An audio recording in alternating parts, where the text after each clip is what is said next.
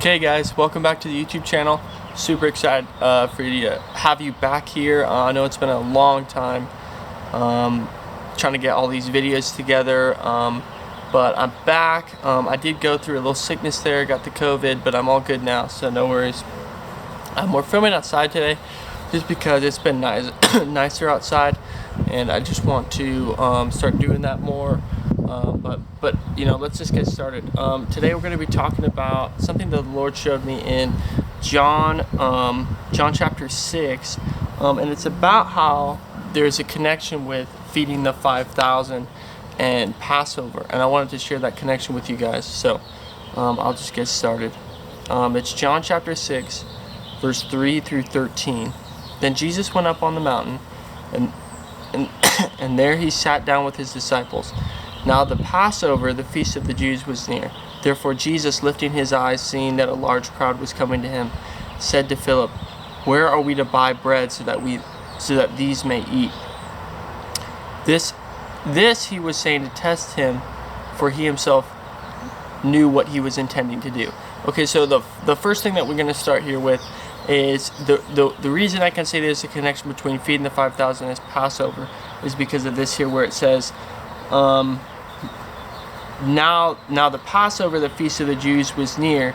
Therefore Jesus, so the reason why Jesus lifted his eyes and did this thing where he was about to talk, where he was talking to Philip and saying basically like, how are we going to feed these people, knowing he's going to break the bread and feed the 5,000, is because Passover was near. And to me, it was, the Lord showed me that was like, oh, with that therefore there, you know, if there's a therefore, you always got to ask, why is it there for? Or what is it there for? That's what Derek Prince says all the time, and he's a great teacher, but that's besides the point.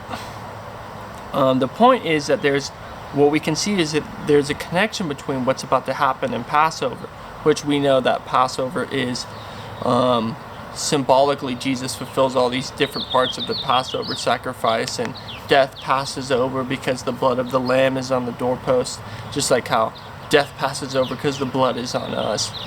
There's a lot of things there, but let me just continue to now that I've set this up, let me start to paint the picture. So he says, "Where are we to buy bread so that these may eat?"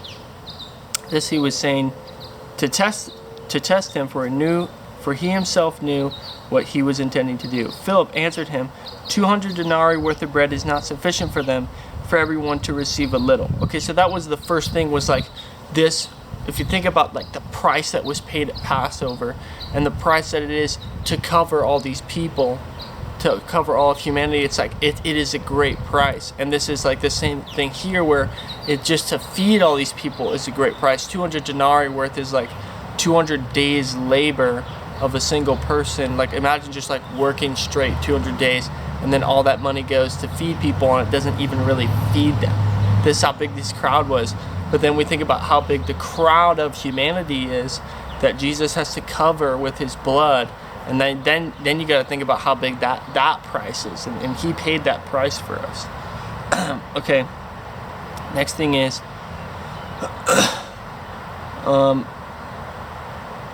not sufficient for them. One of his disciples, Andrew, Simon Peter's brother, said, "There is a lad here who has 5 barley loaves and 2 fish, but what are these for so many people?"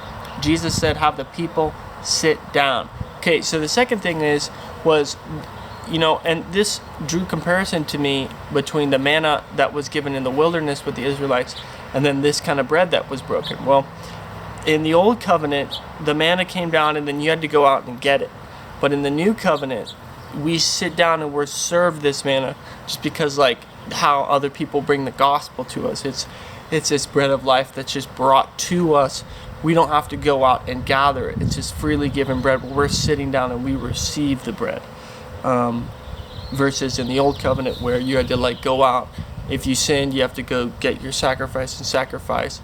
It was this works-based kind of in the love of God, versus in his son, which is like in the covering of Jesus and the blood of Jesus and the covenant. And that's how we have relationship with God, rather than this sacrificial system. But just continuing on, there's just more stuff here. So the men sat down in number about 5,000. Jesus then took the loaves having given thanks, he distributed to those who were seated. Likewise also of the fish as much as they wanted. When they were filled, he said to the disciples, gather up the leftover fragments so that nothing will be lost.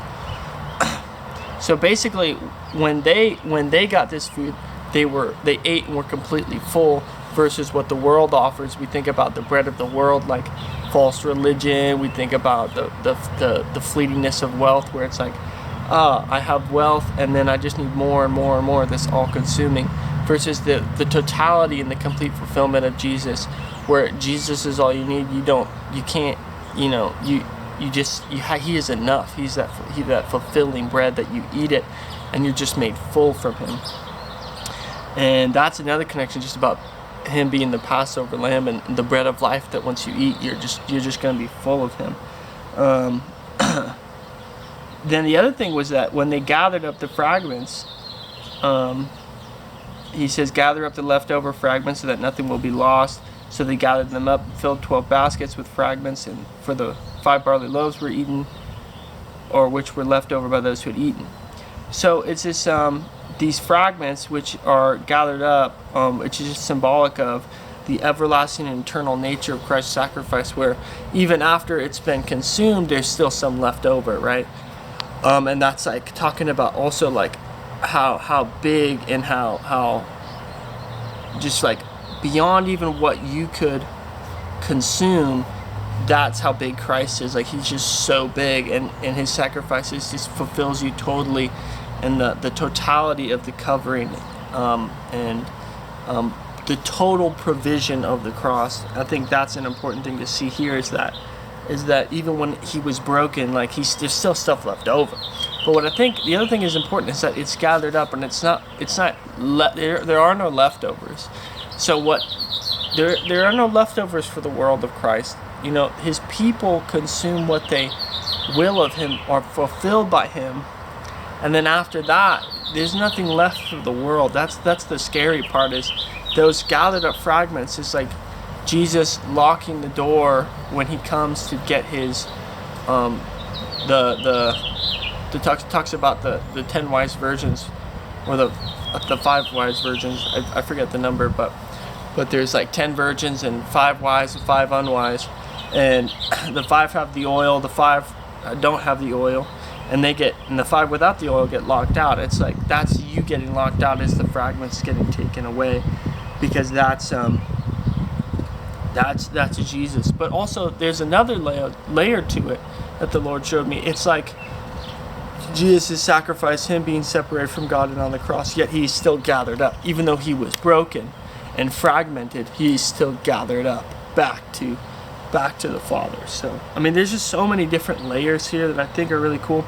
And the reason why I wanted to share all these things with you guys is because I just really feel like it's a faith builder, you know, to be able to see this, to go through the process of seeing how Jesus is painting his own symbolic picture. You know, Passover's around that time. He's just like thinking about what he has to do. He's thinking about the sacrifice. He's thinking about him being broken for these people and being the fulfillment for them. And I think in this moment, he's painting his own prophetic picture that he's going to walk in, which I think is profound. You kind of dip into the mind of Christ there. And you wonder, like, what was he thinking when this was happening? Like, was he thinking about what he'd have to go through on the cross? Like, you know, what was going through his mind? But I think it's a faith builder because we can see just another level of God's divine planning and artistry and storytelling, and setting it up to paint a picture of redemption for people in the middle of the gospel, outside of what we see at the cross. So I just think that's all very important. Because a lot of times in the gospel accounts, we just see him die on the cross and come back. But I feel like this is showing you the symbolic, the next level that's not explicitly spoken about. But in here we can see the symbology of what Christ was doing. So I just think, you know, that's also important. But anyways, that's all I wanted to share with you guys today. Super glad you come to the YouTube channel and just hear me out, you know, share your time with me. I just appreciate that so much. If you enjoyed it, please like, subscribe, and share with your family and friends. And then yeah, if you want to support the ministry, we got a link down there to support financially if you want to sow. If you don't want to support financially, if you want to support in any other way, just link to like Facebook, link this video, just share this video with your family and friends. That's a huge thing, just to get it out there. But anyways, hope you guys enjoyed. Bye bye.